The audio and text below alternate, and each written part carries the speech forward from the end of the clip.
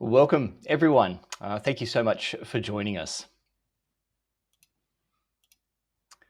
I'd like to start by acknowledging the traditional custodians of the lands on which we're meeting today and pay my respects to elders past, present, and emerging. I'm based in Boorloo, Perth, Western Australia, and it is my privilege to be on Whadjuk Noongar Budja, and I extend that welcome to everyone who's joining us here today. On the screen, you'll see The Journey of Learning by Sam Richards, a proud Indigenous woman of the Wurundjeri and Dja Dja Wurrung communities.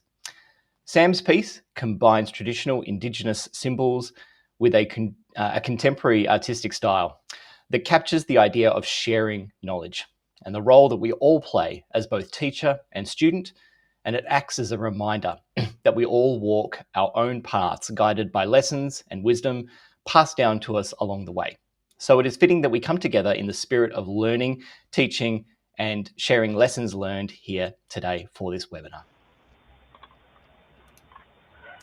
Today's webinar is brought to you in partnership with ASCILITE, and it is my great pleasure to welcome Kwong Nui from ASCILITE to say a few words about their fabulous organisation. Thank you so much, Kellen. Hi, everyone. I'm Kwong Nui, as mentioned by Kellen. Sorry, Kwong Nui, you are currently on mute, perhaps? Hello. Hello. Oh, everyone can hear Hello. her. Sorry, that's just me. Okay. That's all right.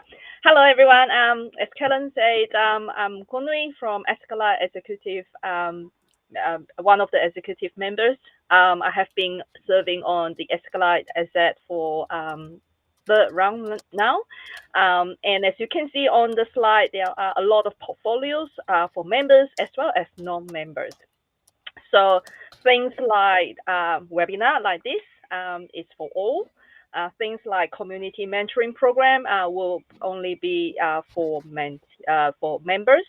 So please join us, and you will meet with a lot of like-minded people, and a lot of us have been really beneficial from the journey with ASCILITE.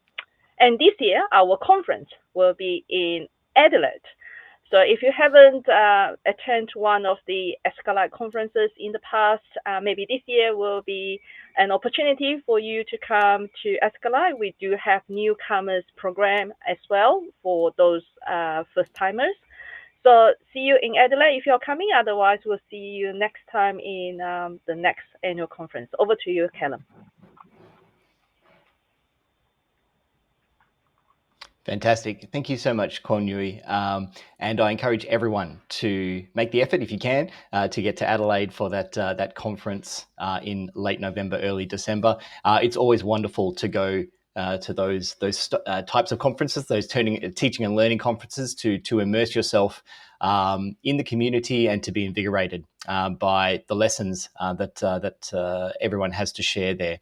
And what a great way to end the year and start the new year fresh. So thank you very much, Kwong Nui, for being with us today. And now, welcome. We will in today's webinar, we'll be exploring reimagining assessment at scale, authentic, secure, and insight-driven approaches for high stakes and formative success. My name is Callan Rose, and I'm a member of Turnitin's customer experience team, and I'm privileged to be your host for today's webinar. We are thrilled to be joined by 6 presenters today who will be sharing the lessons that they've learned in the spirit of teaching and learning. So just a few housekeeping things, please. We will be using Q&A. Please use the Q&A to post your questions and upvote if you see a question that you would love to see a response to. Questions will be addressed at the end of the presentation and will be facilitated by me as the host. But we also have our backstage area where our presenters are currently waiting in the wings. So if you do have a question for the presenters, no need to wait. Ask it during their presentation, and then when they come off stage, perhaps they'll have the opportunity to respond to you. We also have some members of our team here at Turnitin who will be providing support for any questions related to Turnitin products, and questions that we're unable to get to, we will send through a response in a follow-up email. And so now, without further ado, I would love to introduce you to our first group of presenters. So I'm going to welcome to the stage Dr. Angela Sun and Associate Professor Helen Maguire, and allow them to take over the presentation. Thank you so much, Helen and Angela.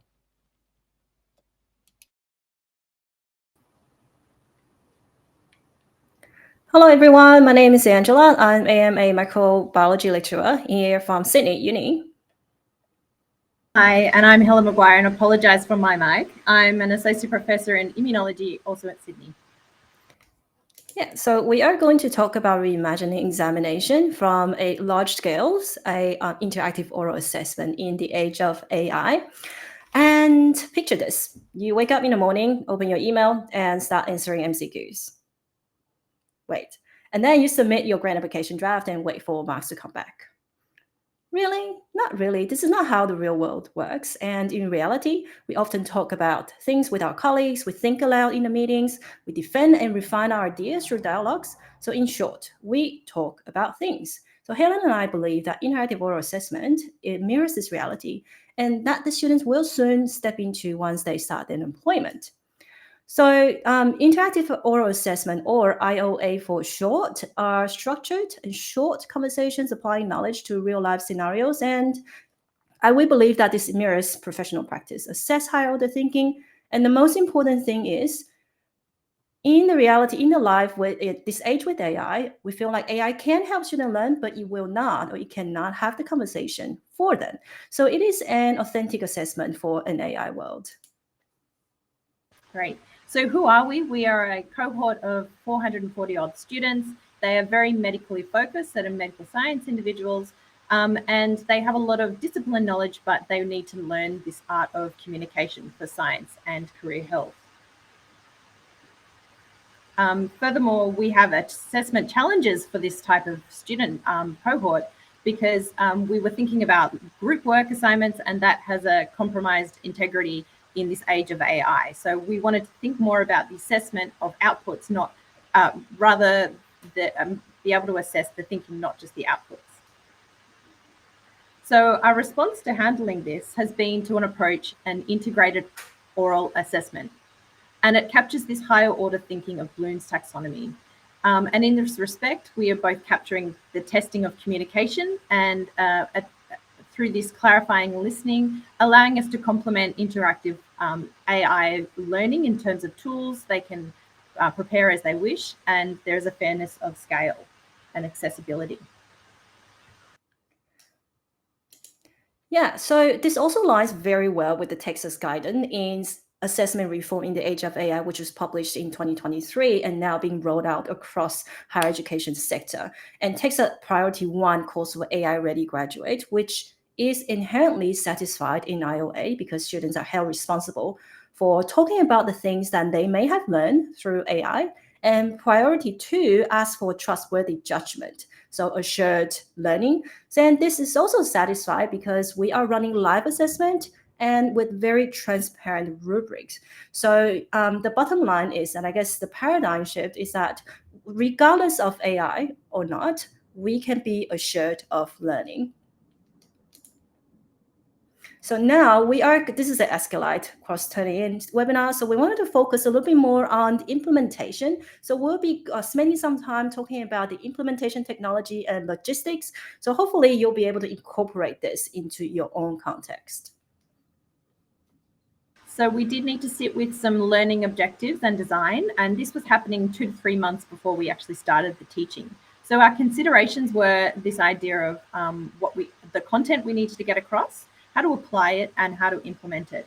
And so we ended up aligning our rubric to match these learning objectives and to have some clarity in this regard. So microbiology, and then having follow-up questions, immunology, which is the other side of the learning content, and follow-up questions, what if, and big pictures.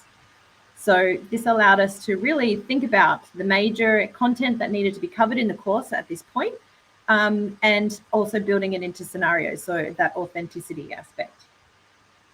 We wanted to structure the conversations, and for this we were really considering a blending of statistics, so things that static, things that students could be prepared for, as well as dynamic conversational elements. So things that we could test on the fly that would be organic from the conversation itself. So how do we implement this? How do we think about this? And how do we train our staff to be ready for this? So on to you, Angela. Yes. So scaffolding is absolutely critical, both for the students and the staff. We want to set up the student up for success. And obviously, there's a lot of stress associated with this as well. And students don't automatically know what a conversational assessment looks like. So what we did is that we recorded a practice IOA video where Helen and we act as students and assessors. And we created a very long and detailed what to expect guide down to the minute of each conversation and the different stages of the conversations. And we've also ran in-class workshops where students can practice IOA with each other. So, but I wanted to highlight that we've actually built a voice-enabled AI bot for practice, so students could rehearse conversation in a very low-stake, less stressful environment, and this really helps students get used to this format. So here is a snapshot of our AI practice tool. This is built on the Cognitive platform, which is an AI platform developed here in Sydney, and it enables short verbal conversations where students can practice IOA style questioning.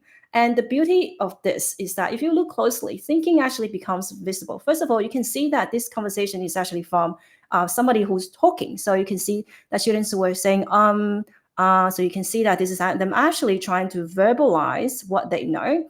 And for student B, you can see that they are trying to evaluate two concepts here, whether it was the T cells, the helper T cells, or the CD8 T cells, which are two very similar concepts, but one of them is more relevant to our scenario. So now you can visualize that the students are actually critically applying, evaluating their responses, and think about what is more important, what can be tailored to fit the scenario better. So this is exemplify higher order thinking. So the beauty of this is, I think, is that thinking will become visible in this case. Yes, so in this regard, we do need to have some marking calibration to have consistency, to take into account that where the multiple markers, there is a lot of marking to be done. So many markers, many sessional changes, maybe there's drift. And so in this regard, we actually had training workshops to try and first align across our markers' expectations, how we were all agreeing in terms of anchors across the rubric. And with this, we had set up some dummy notable edges or certain cases. The next thing we needed to implement was how do we make this as effective in our time of marking? And for this, we relied on the ASCILITElive marking, which is a comment expanded LLM interface. So we could all have them open on our laptop, and a lot of button clicking, a lot of marking as we went, and very little marking after the fact, except for correlation and the large language model to aggregate some comments to the students. So what I'll bring you at your attention to here is how we moderated the marks, and just that there was some inherent drift in some of the markers, and so we did do some alignments. In this case, where there were single cases assessed across the scenarios, we didn't do any adjustments, but you could see how that could be outlined. Yeah, and we also wanted to talk about scheduling at scale, because scheduling 440 students for IOA is very, very complex task. This is something that you need to think about way in advance. So we co-designed the scheduling with our timetabling team 6 months in advance, and this was baked into the students' official timetable, so they can't miss it. We also use SRES, which Helen has mentioned. This is an in-house mass communication tool to customize communication systems so that students are reminded of this, and then they've also received customized feedback using this platform as well. The venue really matters because we need a large area to not be disruptive when we run multiple assessments at the same time. The table for the students and assessors needs to be appropriate as well. We also need to build in buffers every 2-3 hours because assessing these IOA tasks are incredibly mentally demanding. So we do need rest. And most importantly, we do need a dedicated concierge to manage flow. This person will handle logistics, keep things moving, calling in the students, handle any unexpected issues from both the students and assessors. So definitely incorporate that into if you are thinking about implementation. So this is a video. Does it play? I'm guessing that it doesn't play.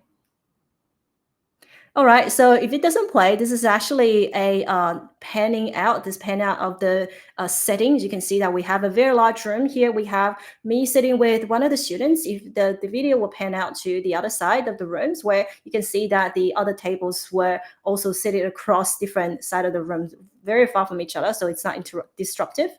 And then you can see that this is our setup for the interactive oral. And it worked quite well for us. If it's any smaller room, then it usually would be a little bit too noisy. Okay, so I also wanted to talk about our assessment team. We had an excellent assessment team, and this is some firsthand feedback from our assessment team. And I just wanted to take a moment to talk about this, because we got Nick, which is a PhD candidate.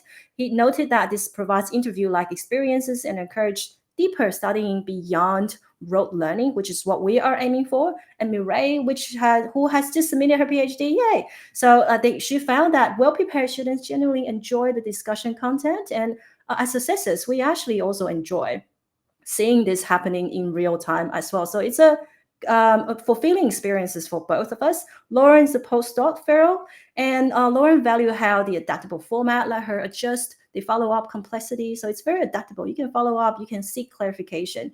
That really brings out the student's strength or knowledge gap.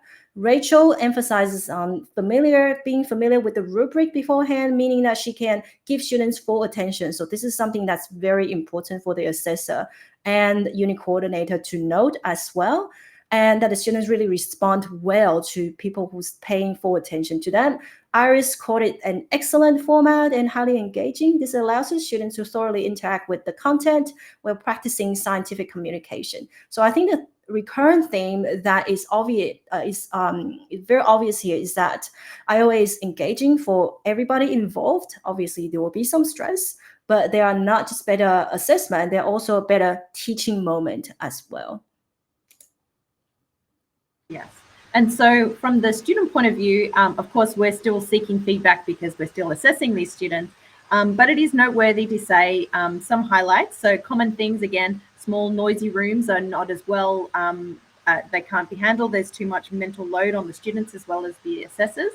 And this goes for the concierge waiting room concept. So we need to make sure we have a dedicated space for that. Anxiety is a huge element to this. We'll cover this a little bit further in another slide. And people have mentioned that the AI voice bot was really helpful. Now, I did want to also draw attention to that we are meeting these students on a weekly basis at this point in the semester. They've retained a lot of positivity from this assessment even a month later. They said they have kept a lot of the knowledge, which is really exciting. So we've had some feedback even as fresh as yesterday on this. So what we do like from this is that from an assessment point of view, it's very obvious within the first 5 minutes of having the conversation, what the student, how they're doing, how confident they are. And whether they're winging it or cramming it, that style of learning is very evident from this type of authentic assessment. And in some regards, the students really do appreciate the way that we engage with them in this conversational tone. They feel like they're being on the same team with us. We're along in the process, and it's assuring their learning style. So from that point of view, it's been very much beneficial from our point of view as well. But let's cover the biggest challenges, and that is the training element. We did have to invest heavily in time for this process of both selecting assessors that we thought had that bandwidth of knowledge, and also we could get them all onto that level playing field to start with. The choice of venue was a huge learning curve. As we've covered, the size really does play a role. And booking, of course, as well as the cognitive load, so assessor fatigue in that regard. Yeah, so this is an interesting tidbit that we wanted to share. In 2024, we had a written assessment, which has a 7% special consideration rate. And in 2025, when we run IOAs, it jumped to 11%. So we ended up with a lot of spec cons. People wanted to do it later. And why? Possibly oral format anxiety, as Helen has mentioned. But I think this also makes the students more self-aware of how prepared they are, and they're taking the assessment more seriously. So this tells us that the student recognize that this assessment is different. It demands really genuine preparation and not just cramming it. It also means that we need to continue refining our support and scaffolding approaches as well. And so we've come to our last few slides, and we have a great list of things that we have developed, and we're committed to sharing what we have built so far. So we've got scenario planning documents, rubrics, and marking schemas for the mass communication platform, voice-enabled AI design, and we would love to talk to people who are like-minded, who would like to implement this in their future cohort. And yeah, please contact Helen and I. We will be very happy to be engaged and chat to you about this. And then just to close out, a few takeaways. So thinking about mapping your rubric, that's a really important aspect. And making sure thinking about what can be scaffolded into something audible. So Angela? Yeah, so we are also thinking about scaling up and with care and tech as well. So a lot of the technology is actually incorporated and required. So use of large language models such as a teaching tool, interactive oral voice tool. These are the stuff that we do see a lot of engagement leading up to the assessment. We're still waiting to see if the students actually find this helpful or not towards we had to wait for the end of the semester survey, but we're hoping to see that does make a difference in reducing the students' anxiety and also increasing their preparedness for the assessment, thus giving them a more positive assessment outcome. We definitely need to lean heavily into the technology and make sure that we also giving students feedback on this. They spend a lot of time preparing. They wanted more detailed feedback. We actually have these little buttons on the form, which expands to a little bit more complete feedback using large language models, so the student can not just see one or two keywords, but instead they get a full sentence explaining what these feedback actually mean to the student. So these are some of the stuff that we think would be very important. Yeah, so we do think that interactive oral works at scale, but it requires a lot of preparation and practice. But with intentional design and support, this is possible. Thank you for your time. Thanks. Excellent. Thank you so much, Dr. Sun and Associate Professor Maguire, for sharing your insights about interactive oral assessment. I loved how comprehensive you were, talking about every stage of the design process through the learning outcomes, all the way through to practical things like having a concierge waiting to manage that sort of waiting room area. Very well thought out, and thank you so much for sharing. And for everyone in the audience, please, I encourage you to reach out to Dr. Sun and Associate Professor Maguire if you are interested in getting any of their resources. I would like to just remind all of our participants today that we do have some polls that are running in the background, so we'd love it if you could take a moment to complete them. But without further ado, I'm going to hand over to our next presenter, Associate Professor Sheridan Gentili. Sheridan, over to you. Thank you.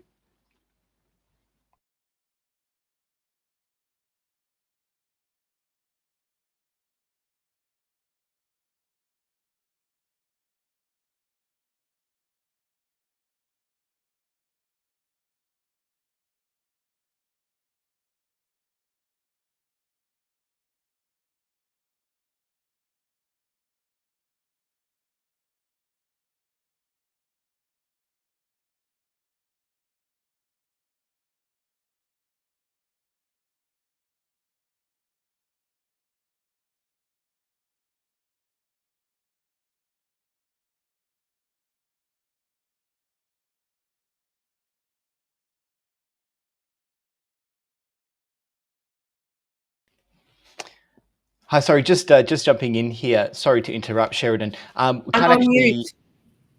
I'm on mute, aren't I? You're on mute. There you go. Great. Thank you. Now we can hear you. Please. It's such a rookie error, isn't it? I'll start again. So thank you for getting me off of mute, and thank you for introducing me. And I wanted to pay respect to Kaurna elders, and I'm coming to you from Kaurna lands in South Australia, and indeed also recognise the elders who've played a really critical role in helping the establishment of the new Adelaide University, which is where I will be from in the next few months. I'd like to share with you some of the things that we're doing at Adelaide University, and it's being formed as part of the merger from UniSA and the University of Adelaide, and I've been appointed as the new Director of Academic Quality and Integrity, as highlighted here on the slide. I'd also like to make a call out to Dr. David Burbeck, who's from the Teaching Innovation Unit at UniSA, and he's has really been instrumental in some of the work that I'd like to talk to you about here. So for this presentation, I'd like to focus on one of the approaches that we're using as part of our whole of institution course and program or unit and degree development and the impact it's having on assessment design. I'm not sure how many of you read the article that was in the ABC last week. I've just got the screenshot there. There was a bit from universities, so you could be forgiven if you missed it. The article really helped remind me and reinforced that I think we need to start shifting away from this Gen AI surveillance mindset that many of us have. Now, I am not at all suggesting that we should stop using our various tools that are available to mitigate the risk of misconduct more broadly. Right? If anything, things like our LMS log tracking should be done more frequently than we probably do. Right? Contract cheating is run by criminal organisations, and when our students are providing their login data to these services, that's a breach of policies. It creates a cybersecurity risk, and it's also deemed as foreign interference. And I know our surveillance approaches do act as a deterrent for many of the students who end up engaging in some form of cheating. So we should continue to invest in them, along with appropriate education and training.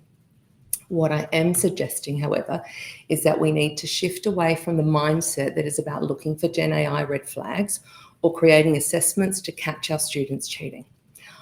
I know, as an individual who maybe not right now is involved in teaching, but has been heavily involved in teaching, works very closely with our academics, I know this reaction comes for many because it's a feeling of helplessness. There's concern and genuine care about what we're doing in the sector.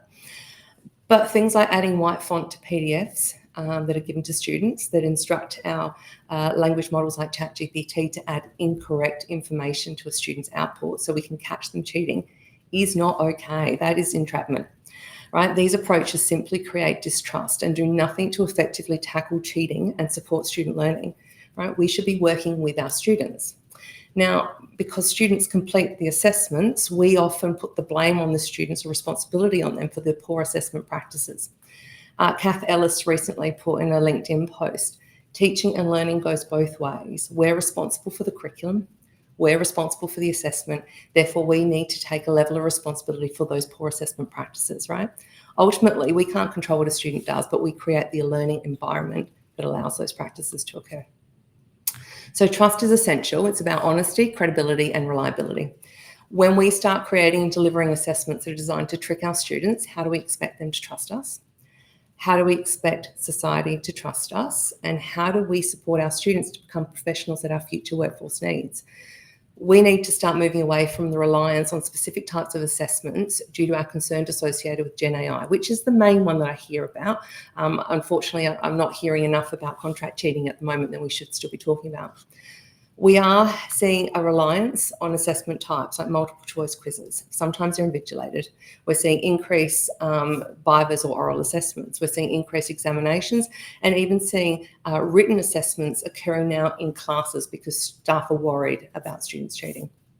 I'm not against any type of assessment if they're the right assessment to allow us to make the valid judgments of student learning in that course. But when we're using them from an anti-cheating perspective, they may not be as effective as we need them to be to make those judgments of learning. So you think about that weekly quiz worth 2.5% that I hear people say it engages students in ongoing learning. What it does is fragment the learning within the course. And you couple that with a high-stakes exam due to fear of Gen AI, the cost to student learning is now high, right? We think of the cost for us as delivering. It feels low. They're cheaper to run. We can run them at scale. And we heard from our last presenters, actually, these things can be challenging, but we feel comfortable that they meet our security standards. The real concern that I have at the moment is that these students may be taking many low-stakes assessments, accumulating those grades to give a passing mark in a course where they haven't been able to demonstrate the grasp of the big concepts within that course. So we need to stop asking ourselves whether we're using an appropriate assessment. We have to stop and ask ourselves whether we're using the appropriate assessment to assure the learning against the learning outcomes. So assessments now in all forms, summative and formative, should support the learning process. So understanding what is important in that unit of study is critical, and clearly articulating that to our student is even more important because we need those transparent and trustworthy assessment practices. So I'm going to lean now on a couple of papers that have come out recently, and I'm very sorry, but for some reason the image on the top paper hasn't displayed here. The jobs and skill report called our Gen AI transition there in purple flags that blanket bans on Gen AI are increasingly seen as counterproductive, and that assessment practices must evolve to reflect the realities of Gen AI, moving away from prohibitions towards intelligent integration. So the deliberate and explicit integration of Gen AI into teaching and learning is recommended to prepare our students for the real world. Now, many of our colleagues from around Australia have recently contributed to TEX's latest publication on assessment reform, which is the image that I would have shown there on the screen. It summarises, and I've summarised the key messages out of that paper here on the screen for you. Secure assessments, and they may be in person, are still absolutely necessary in some contexts, but open assessments that scaffold and support the use of artificial intelligence are increasingly important. The report also highlights the importance of assessments for, as learning, not just of learning, and that aligns with our contemporary educational theories. So at Adelaide University, we in 2026 will be launching with a new curriculum. This has provided us with a unique opportunity to rethink and apply new design approaches in the development of the curriculum. Our central teaching and learning staff across the two institutions have been working collaboratively alongside our academic staff using an AI agent that we've developed in-house to articulate the course or unit level standards for every course. You can think of this, if you will, as a course level rubric, and this is quite distinct from the assessment rubric. The aim of this course level standard or the rubric is to promote transparency regarding the learning outcomes and set expectations to ensure a shared understanding between all staff and students. We see these standards as a first step in enhancing the quality of our assessments and therefore the assurance of learning. What I'm talking about, I guess, really is constructive alignment. We've been operating in an environment that is quite different to what it was 30 years ago when BICS first published the concept. So it's appropriate for us to rethink the application of the pedagogical framework and how it applies in today's teaching and learning environment. So constructive alignment is essentially aligning what the students do, so the learning activities and the assessment, with the intended learning outcome. And I have the learning outcome intentionally positioned in the middle of this slide with the activities on either side because they inform the activities. We talk about students being driven by assessment and staff are often driven by the learning process. And there's a friction between those two because we know that assessment drives learning, but we want the learning to drive the assessment. And so constructive alignment encourages us to look at those objectives more critically to drive both of those things. Now, here's the learning for a course. The verb that sits within those are open to interpretation. And so the course standards or the rubric gives us meaning to those learning outcomes by forcing us to define the standard at each grade notation. And I've only showed 3 here on the screen for presentation purposes. Therefore, this can be used effectively when designing both the summative and formative assessments. Now, what's really unique here, and I know that our staff often have to stop and have a think about this one, is that it forces us to consider the lowest level of attainment that we're comfortable with. That's the pass, basic competence. This is different to the approach where we may say it's the accumulation of grades across 3 or 4 assessments, where we have 50% in each of them, we bring it together and say 50% you've passed. We're forcing ourselves to stop and say, what does pass look like at each of those 3 or 4 learning outcomes? And when this information is used to design our assessment tasks that provide evidence towards the standard and therefore the attainment of those learning outcomes, it provides really strong evidence of assurance at both the course level and the degree or the program level. In doing so, we must be open to all types of assessments in order to demonstrate that learning outcome and make those valid judgments of student learning. And what this does is create a Swiss cheese approach to assessment, and that helps us mitigate the risk of misconduct.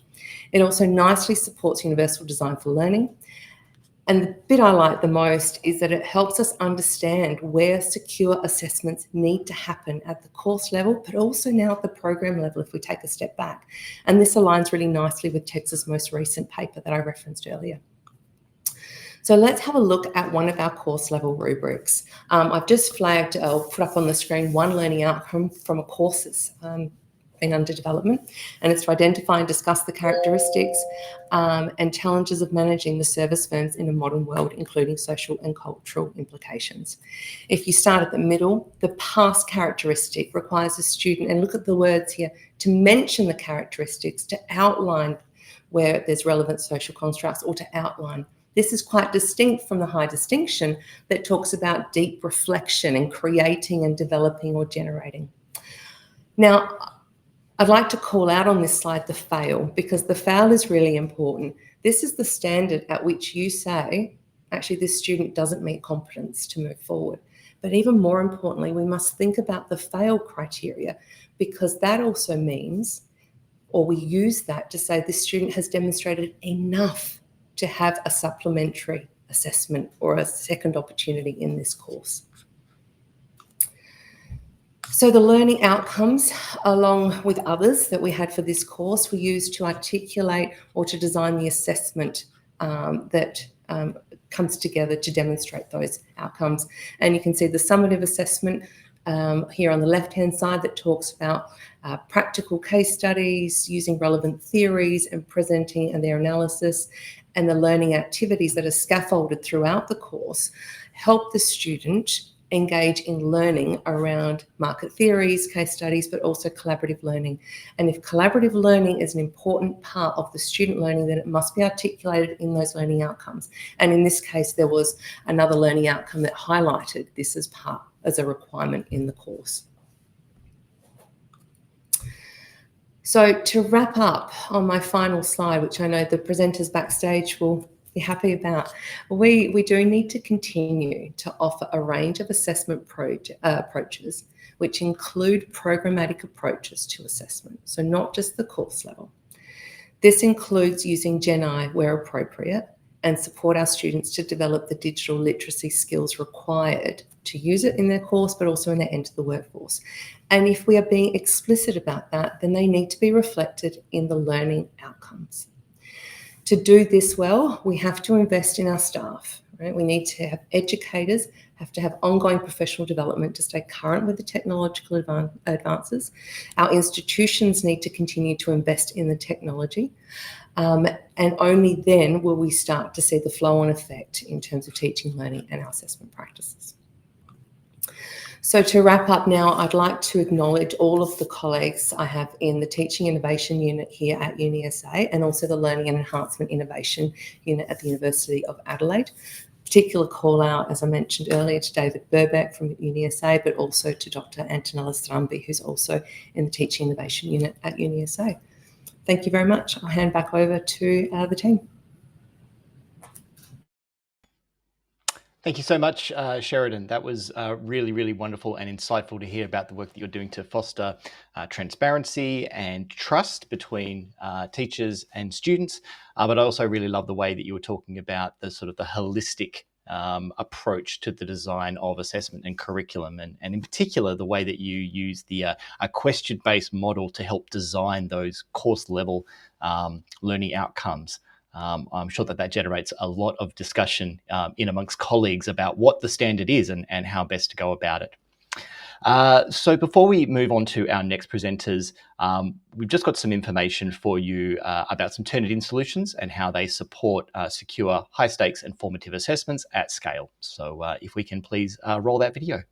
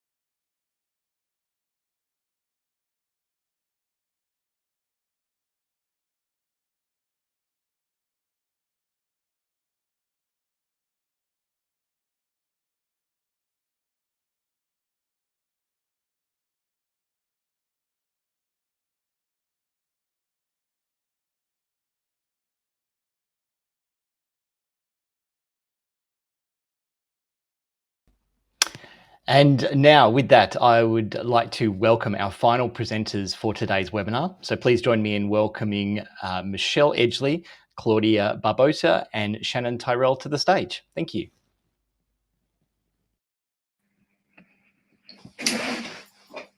Good morning, everyone. We're here today to tell you a story about Lexi Law Scribe. Lexi is an AI tutor that we developed on the Turnitin platform for a first-year criminal law unit. This was a very collaborative effort, which is why there are 3 of us here today.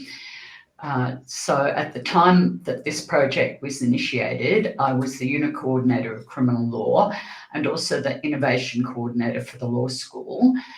And with me is Shannon Tyrell, who is the innovation lead of LabNext 70, and Claudia Barbosa, who is a lecturer in the law school and also a co-teacher with me in criminal law and also a unit coordinator of that unit.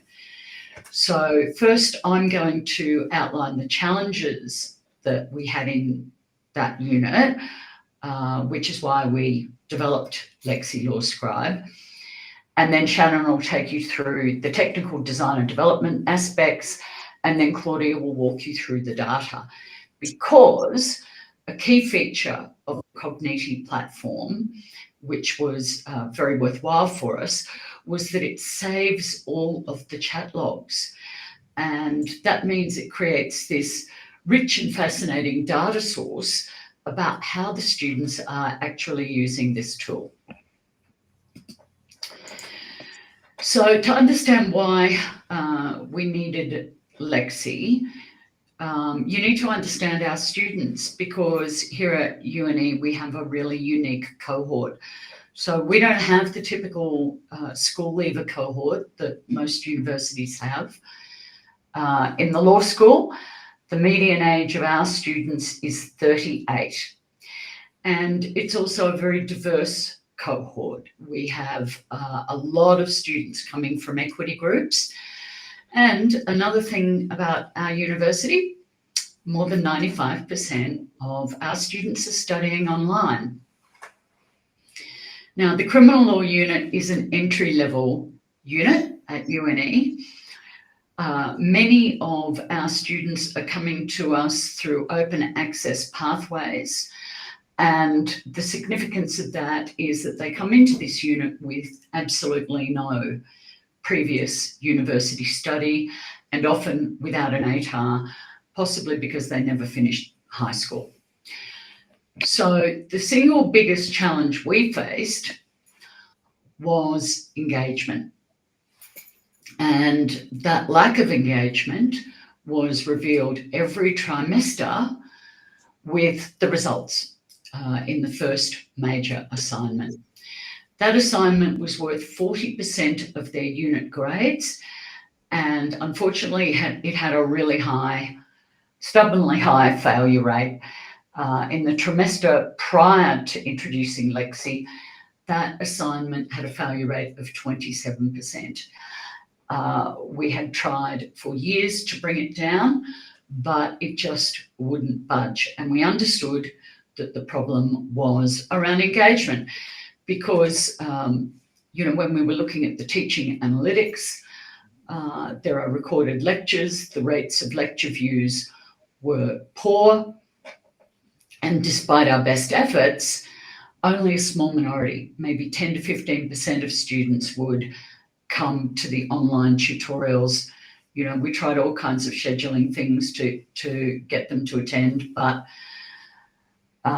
unfortunately, the majority didn't, and that disengagement had an absolutely unacceptable consequence, as revealed with the assignment results. So our objectives with Lexi were really clear. First, we had to improve engagement, and critically, we had to improve the assignment pass rates. Secondly, we wanted to create a space for students to ask what they might feel are stupid questions, or questions that they're too embarrassed to ask to the teaching staff. and places where they could practice and get formative feedback. Our third objective, I mentioned before that at the time I was in the role as the innovation coordinator for the law school. So Lexi wasn't just about criminal law. It was a strategic move to introduce students to AI in a very supportive way so that we could scaffold the use of AI, their skills for more advanced usage of AI later in the degree. And finally, we wanted to create a tool that was genuinely helpful and maybe even a little bit fun to use. So I'll hand over to Shatton now. Thanks, Michelle. So when Michelle and I first met, we first began working on Lexi about 12 months ago. And that timing is really important because the technology since then has moved so fast. The platform that we used was Cogniti, which is an AI platform designed for educators that helps them integrate AI into their teaching. So when we designed Lexi, Cogniti was powered by ChatGPT 3.5, an AI model far less capable of what we have today. So we had to really design carefully within the limitations of that model.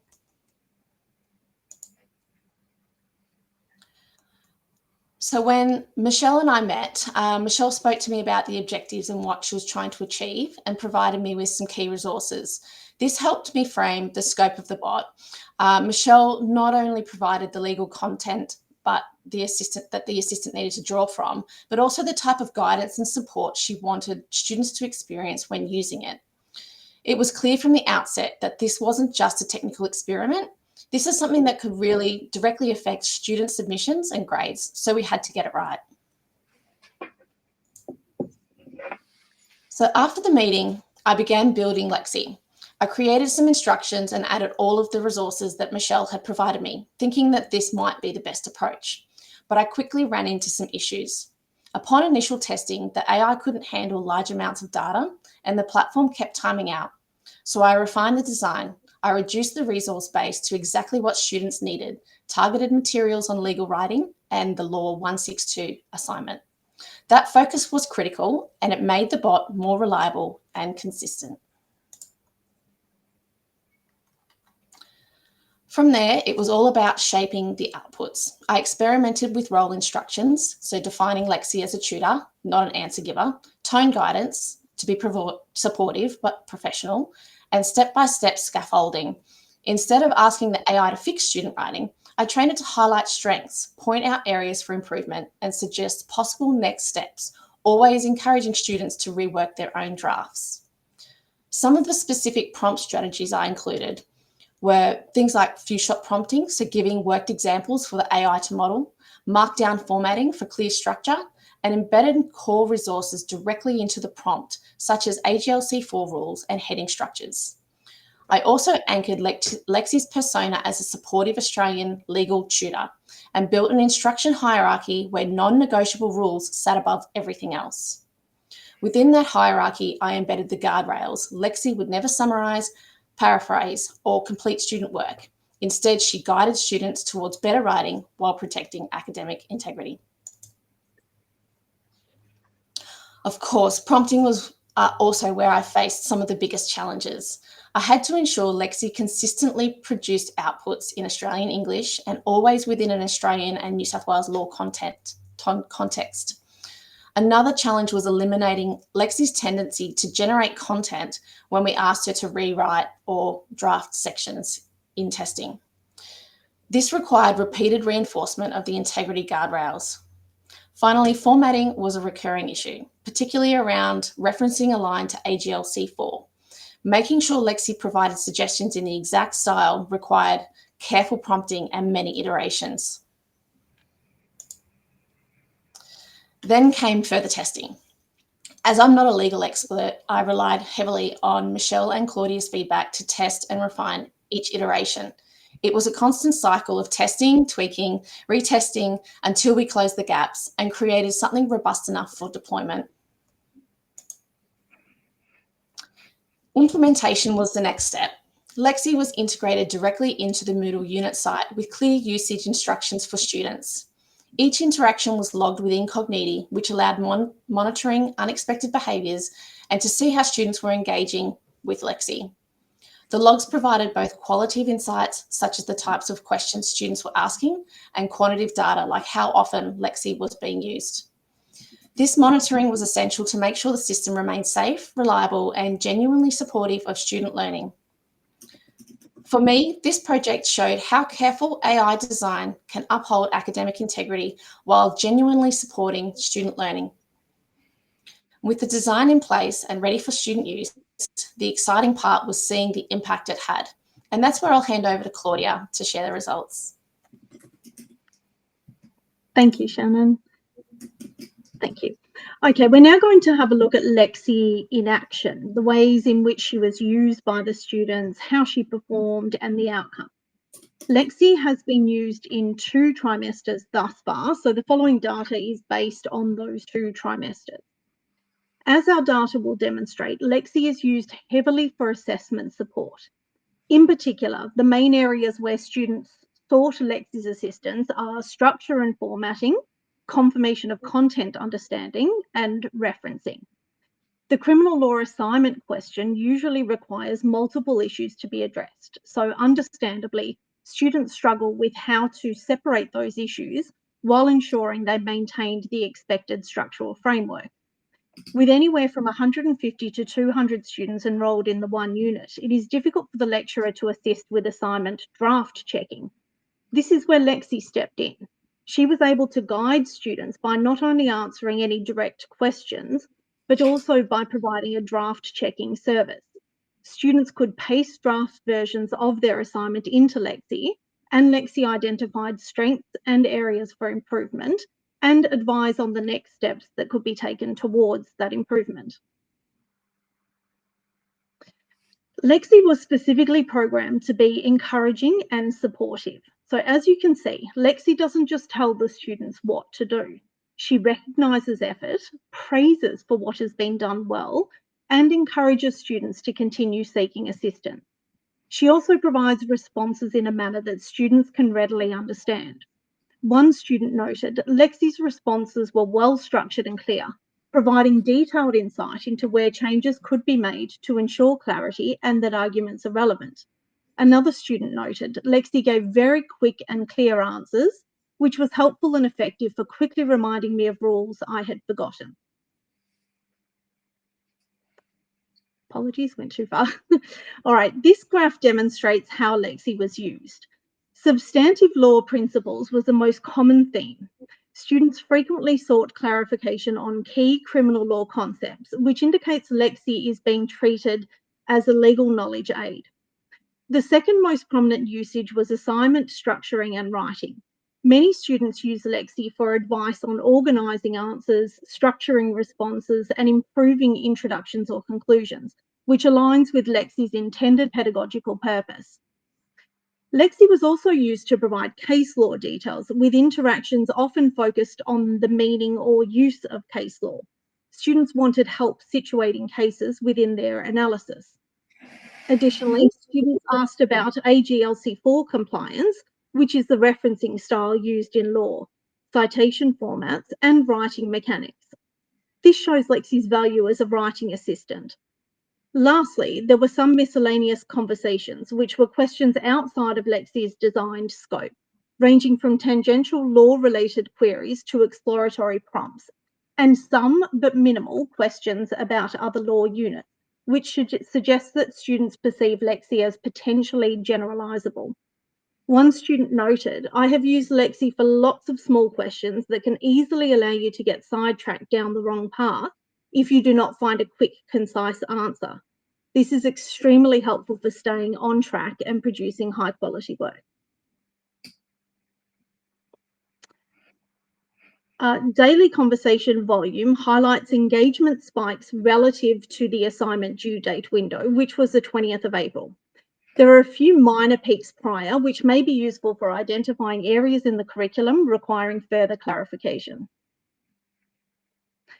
Stacked daily theme counts clarify how students shift from conceptual clarification, which is substantive law, toward writing-focused support, which is your writing feedback and referencing and grammar.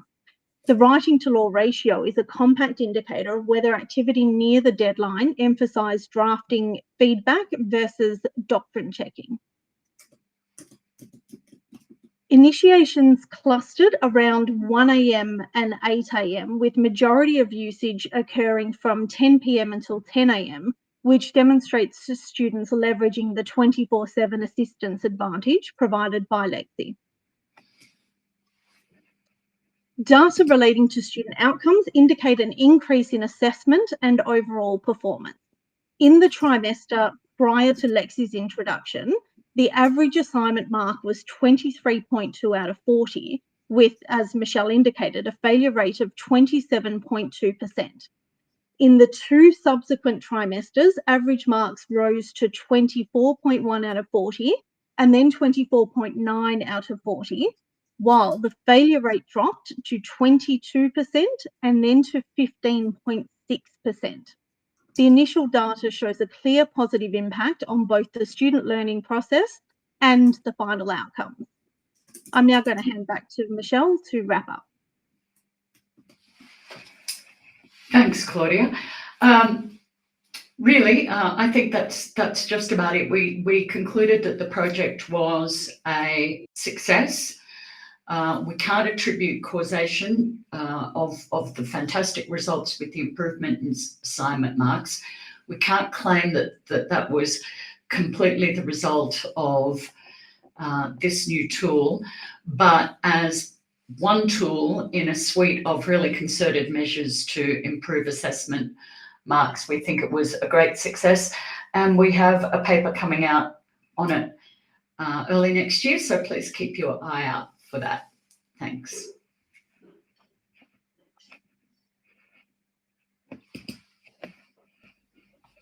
All right. Well, thank you so much, Michelle, Claudia, and Shannon. That was really, really insightful to hear about the role that Lexi played, and I appreciate the soft approach that you're taking to celebrating the success and the impact on student learning, but certainly the results that you've indicated there in terms of the improvement in the average grade and the reduction in the number of failures is certainly warrants further investigation, as they would say. So that's really, really heartening. Thank you so much for sharing your story with us here. Now, we have had a couple of polls running in the background of this presentation, so I really appreciate everyone who's taken the time to share those with us. So we'll just quickly go through and dissect some of those. While we are doing that, if you do have any questions for any of our presenters today, I please encourage you to jump into the Q&A. There's been a few questions coming through, and some of our presenters have taken the time to respond to them. But if you have any questions, now is the time to get them in, because we'll be shortly moving into our Q&A phase. So let's take a look at the first of our results here. So in terms of those of you who have implemented any assessment redesigns in response to generative AI, we are seeing that we have had definitely some people going through that process, and yes, they have. So the majority have been going through a process of redesign, which is absolutely understandable, and we've heard plenty of that from our presenters today. And some people who are still in that exploratory phase. It's hard to believe that we are just, I think it's about 3 years. I think we're coming up on 3 years since ChatGPT was sort of first hit the mainstream, and what an impact it had. People were just, I think, just catching their breaths after the impacts of COVID and the challenges that presented with remote learning and remote assessment. And then we got hit with ChatGPT and AI and the opportunities and threats that presented. So it's no wonder that we've got some people who are giving really careful consideration to that assessment design. Moving on to the next one here, which of the following do you currently use as part of your assessment mix? Okay, so we're still seeing a favouring of those traditional written exams, and why not, or paper-based, and mixed with those group projects and presentations as well. We certainly know that in the work that I did with academics that group projects work really well in terms of just helping to manage the grading workload, because you're getting students working in groups and being able to grade them at scale. So very interesting results there. Let's just run through this next one. How concerned are you about the impact of generative AI? Obviously, massive response there, which is not very surprising at all. And it is already a problem. It certainly has thrown a cat amongst the pigeons, as they say. No one's not concerned about it, which is, once again, not very surprising. Okay, let's go here. What is the biggest opportunity you see? Okay, yep, authenticity and real-world relevance. Not surprising there. And strengthening academic integrity are the two major ones there. It's funny because I think we have these conversations. We're having these conversations now about assessment redesign, but I feel like these are conversations that we've been having for a really long time. Completely separate to AI was the need to think about how we can embed more authenticity and real-world relevance into the assessment process. So I guess the recent changes in the education landscape have just shone a highlight or a spotlight on those kinds of questions and those challenges. And we have heard today from some of our presenters who are working to address them. And have you heard or used any of the following approaches? So we've got about a quarter of our participants here have used secure offline digital exams. Some who are using paper to digital workflows as well, which is great. Tools that visualize student learning. Okay, so we have had some experience here with each one of these, and certainly plenty more for people to take advantage of. All right, we'll keep going. We've just got another couple. What would help you most in transforming assessment at your institution? Clearer policies and frameworks. Very difficult when the sands are continuing to shift. It's a very, very difficult set of technology to pin down. And certainly when I consider my time working in higher education, how for a very long time, I guess the environment stayed very, very stable. And change was very, very incremental, and it's moving very, very rapidly. And I think that university policy or policy in general is struggling to keep up with things. Staff training and support, as always. I mean, that was my area of expertise, and that's an area where it's always very, very difficult to find time to support the people who are working at the coalface, so to speak, who are working directly with students and ensuring that they are provided with the support and the training that they need to do their job well, whilst trying to balance a lot of other competing priorities. Scalable tools, yep, absolutely. Okay, let me see, and we got one more here. Okay, and if you'd like to learn more about it, yes, okay, we've got people who do want more information. We'll make sure that more information is provided to you when you watch the video as well.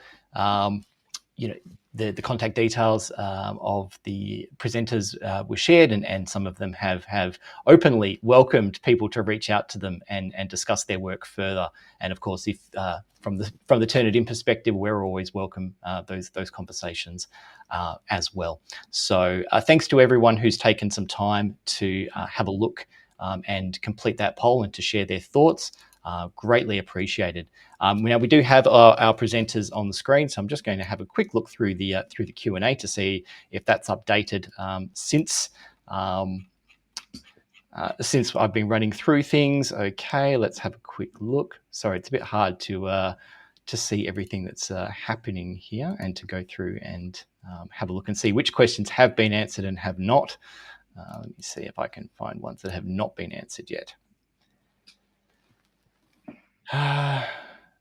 Okay. Oh, should we be seeing some scores against those options, Nigel? Which I presume is in relation to the polls. Yes, I expected that you would, and I'm sorry if they weren't appearing for you on the screen. Well, look, we have had some questions come through, but every one of them seems to be answered so far. So perhaps I can maybe throw out some questions here. So I'll start with a question for Sheridan. I was really really interested in hearing about the approach that you have taken and that you shared with us today. And I'm just wondering, in terms of the way that you would be approaching the redesign of assessment and perhaps working with your colleagues on redesigning assessments for their courses, I guess to what degree are you seeing the use of insights and learning analytics data that's being collected as a part of the learning and assessment process? In what way are you seeing that being collected and used for the design of new assessments? Okay, thank you. And I'm off mute this time, so win for me. I think it's probably important to recognise that we're designing the assessments for the new curriculum, and that starts in 2026. So we actually haven't delivered that curriculum yet.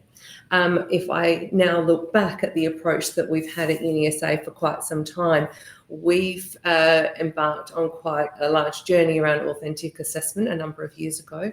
And I think also important to call out that authentic assessment is one factor to help mitigate a misconduct, but it won't stop people cheating, right? You know, the best designed reflective journal can still be written with a Gen AI tool. So we've been going about that project, and as part of that project, we really looked to enhance the visibility of our learning data that was available to staff. So both the dashboards that are bringing together the course level and the program data, so you can start to understand what the assessment practices are at the program, whole of degree level, where you see over-reliance, or I should say reliance on specific assessment types, because that doesn't support our student learning, even from a UDL perspective, if we're relying on, a degree where you see 60% of all assessments having multiple choice, and that may be a design decision at an individual course level. So those types of platforms have allowed our program leaders or our degree leaders to step back and have a better understanding of what's happening across the whole of that study period, which then allows us to start to think about, well, where are the right programmatic approaches to assessment that need to be included there for the staff or for our students. So if I park that one, then I think at the more active course level work, we have a number of dashboards that are available for staff that help bring out the metrics or surface the metrics around student learning, engagement with the learning activities, and then with automated tools that allow emails to be generated, for example. So I can say that these learning activities are really critical as part of your preparation for that assignment. We can pull together the current learning data that comes in, and it's kind of like the if-then statements. You know, if student hasn't watched this, then send them this email. So we can leverage all of that data to send those communications to students, so we can start to get a bit of insights on where they're going, and it helps us identify where those at-risk students. That is still very much an academic's role. I don't think there is anything yet that I've seen that identifies or can correctly identify students that we think are at risk. It's one of those human elements where we start to know our students, the important parts of our course, and we interact and support them through that. But leveraging that data both at the course level and also at the whole of degree level helps us make a better learning experience. Fantastic. Thank you so much, Sheridan. Okay, I'm going to go over to for a question to Angela and Helen now. I was really impressed during your presentation, and you showed the grading and the feedback interface that you used, and you spoke about moderation and alignment. So I guess I was wondering if you'd like to share, I guess, a little bit more insight about using those kinds of tools to maintain consistency, fairness, and about the moderation sort of process in general, and getting that kind of alignment between the different assessors and sort of maybe some of the challenges that sort of arose during that process. Yeah, sure. Are we allowed to go back to our slides? Or is it possible to share screen at all? Because I think we be very helpful if we go to that screen and look at the two things, right? So first thing is for grading. So grading is where we really lean heavily on EdTech.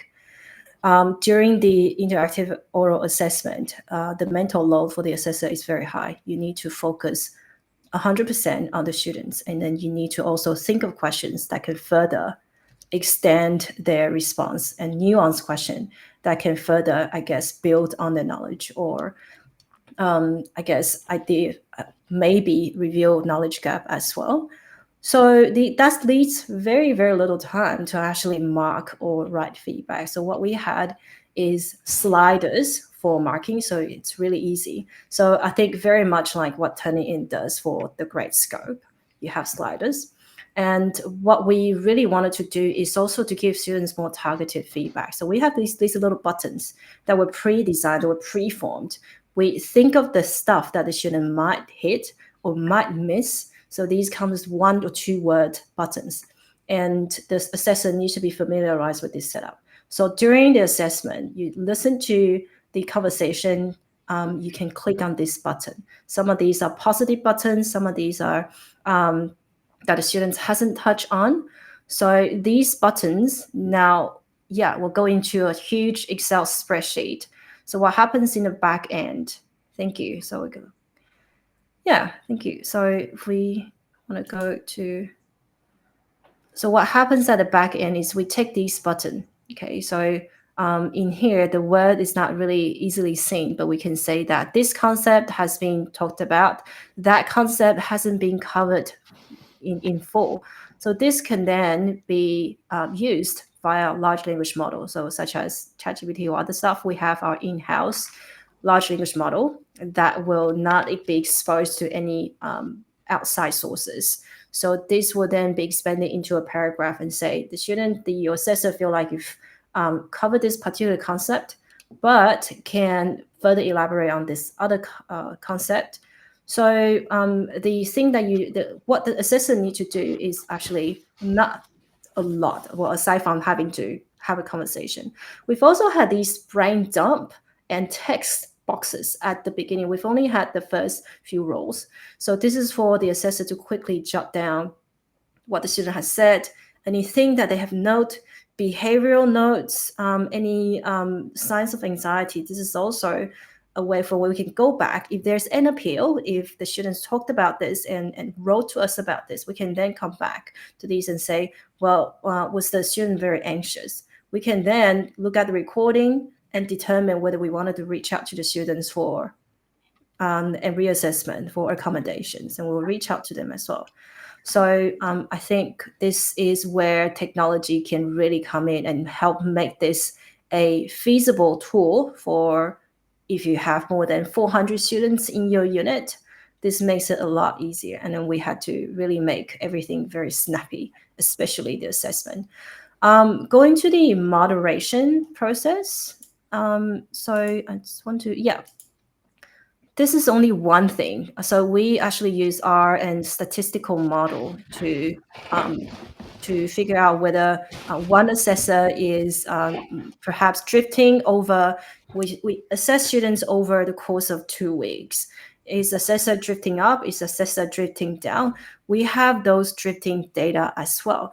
But overall, we found that the assessor are actually quite in good agreement with each other, with the exception for a couple of things, because we use different scenarios and we have different assessors. So we wanted to find out, we do a cross analysis and see if there's a particular scenario that is performing better than the other. So you can see that this row on the top, which is associated with trichomonas. This is one of the parasites. So students who are assigned these particular scenarios tend to perform a little bit better. Maybe it's a little bit easier in comparison to other scenarios. So this feeds into our next year's design. We're going to make this scenario a little bit harder. But then we can apply a moderation of students who were assigned to this scenario. And we can see that for assessor number A5, who were in general marking students a little bit higher. So these could then be brought down a little bit to be in line with the other students. So you can see that in general, our assessment marks are quite close to each other. And this obviously also is variable depending on the type of students that each assessor will run into. For all of the appeals, we will listen to the recording, and this is where the quality of the recording is also very important. We have Zoom for recording. We have very good quality mics. It doesn't need to be very good quality. I think you can make out of what the students are saying, but we need to make sure that all of the assessment, every time we run a block, everything was standardized down to the file name. So if somebody has an appeal, you can pull up that. We have a complete record of who signed in when and who was sitting with who. And all this record keeping is really helpful for marks moderation. So far, we haven't really had any appeal aside from people who just want further feedback, then we can put up the recording and give them feedback. There's only one case where it's really low. This is a single case. And then assessor 1 and assessor 7 were marking the same students. So we have very good grounding to say, yes, this student does have received this mark, and we trust that this is a valid, this speaks to our standard. So yes, I hope this helped. We've got our code for this as well. So if anybody wanted to look at it, we're happy to share this as well. And I'll just add, if we have time, just as well, we did spend a lot of time emphasizing the training of the examiners to try and get them on the same page. And the interesting thing about these scenarios, and you're not all microbiologists, I appreciate in the audience, but there was some that we had introduced into a workshop to use upfront as an example. And we thought that was going to be marked easier, or they would be doing better. Actually, it wasn't. It was one of the ones that was in amongst the mix. So it certainly wasn't the one that was highlighted in yellow, the trichomonas. So that was just interesting. So excellent.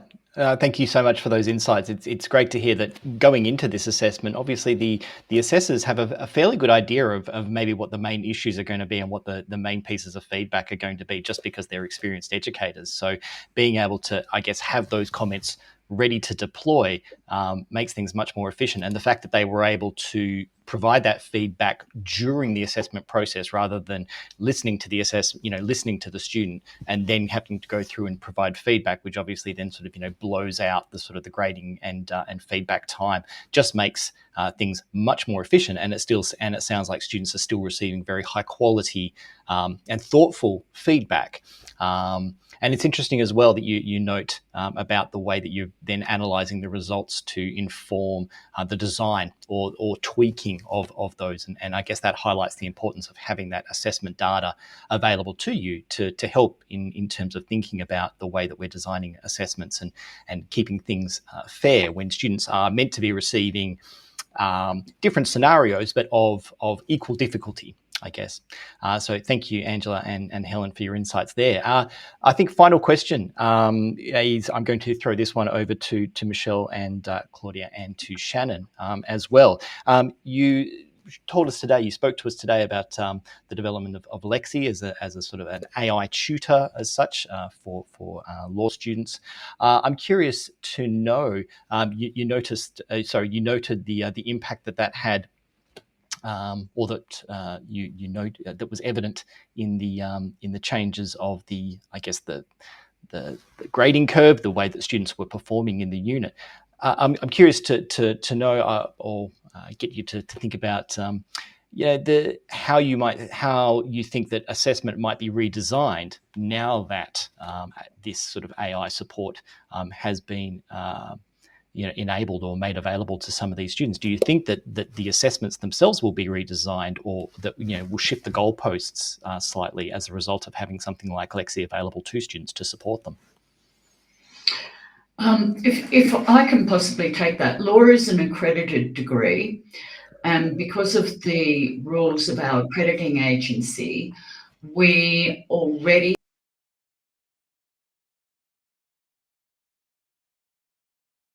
UNE is engaging in assessment redesign for from 2026. Sorry, 1 second. I think we're just having just shuffling some people around on and off the stage. Very sorry, everyone. We were just about to hear from Michelle. Let's see if we can get her back on the stage.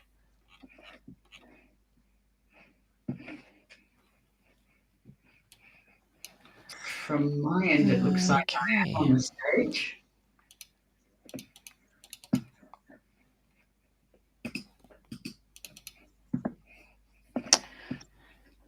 So, can you hear me?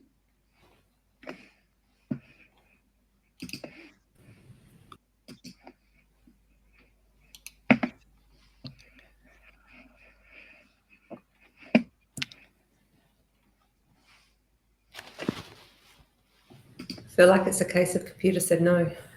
Yes, unfortunately. I think we've lost some of our presenters, unfortunately, just as we were about to hear a response there. All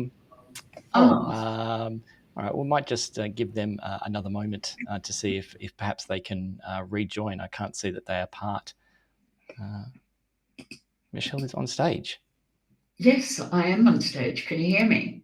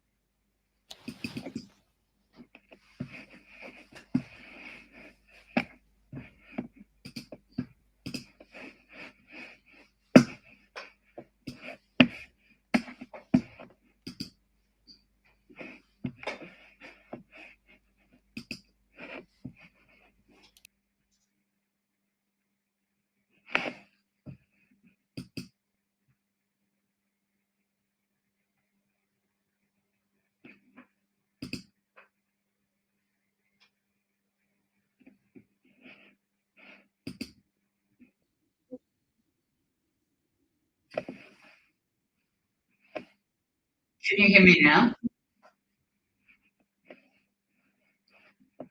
Can you hear me now?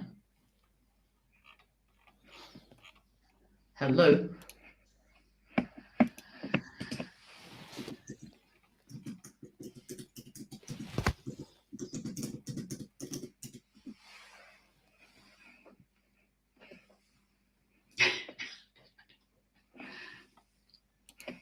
Testing.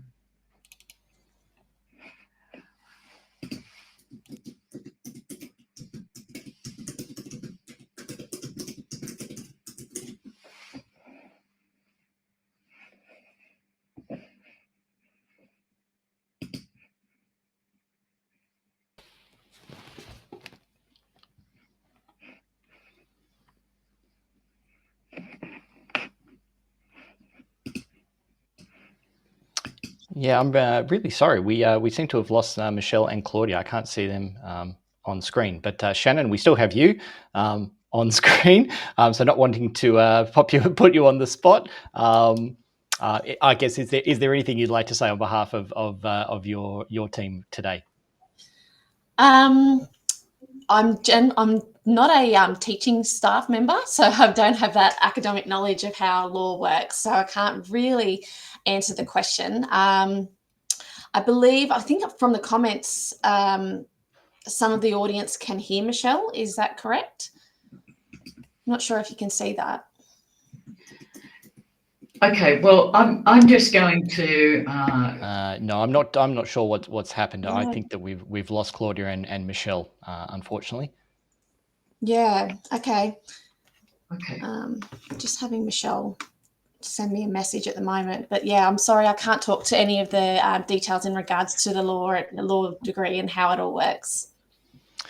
No worries at all. Totally understandable. Certainly don't want to pop you on the spot. So apologies to everyone for the technical glitch there. It would have been great to hear from Michelle and Claudia as well about their insights. But we will move forward. Thank you so much to all of the presenters today for engaging in the Q&A style of things. So perhaps we'll move over onto the final slide, if that's okay, please. Kumi, if we can just coordinate that. So in just a moment, I'm going to, there we go. So there's a QR code on the screen that you can scan if you'd like to access a curated collection of resources related to today's webinar. I would like to start by thanking all of our presenters today. So we had Angela Sun and Helen Maguire from the University of Sydney, Sheridan Gentili from the University of South Australia, and Michelle Edgley, Claudia Barbosa, and Shannon Tyrell from the University of New England. Thank you for all of the important work that you're doing to explore the topic of reimagining assessment at scale, and of course, for joining us and sharing your work with us. I'd like to thank my colleagues at Turnitin, Kumi Machida, Michael Ryan and Chukwudi Ogo, who would be your host here today were it not for having him losing his voice and me stepping in at the last moment. So thanks very much to the team for coordinating this event, making it happen and supporting the backstage running of things and the Q&A and such. And of course, thank you to all of you who attended and for your engagement today in today's webinar. Your ongoing commitment to learning and to teaching is what helps to drive things forward and improve things. So with just 2 minutes remaining, thank you so much for your time today. Please be on the lookout for the follow-up email. Thank you, everyone, and enjoy the rest of your day.